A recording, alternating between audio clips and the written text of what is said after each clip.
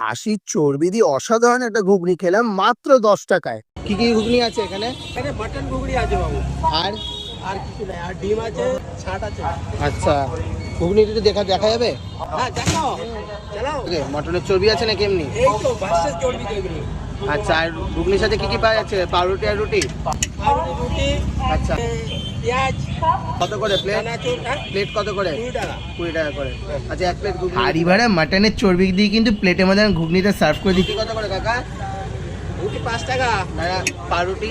পাউরুটি 10 টাকা। লঙ্কা দেবো বাবু? দাও, লঙ্কা দাও। মদনপুর সবজি বাজারে? হ্যাঁ, পাইকারি সবজি বাজার। আচ্ছা আচ্ছা। সেই 7টা থেকে রাত 11টা।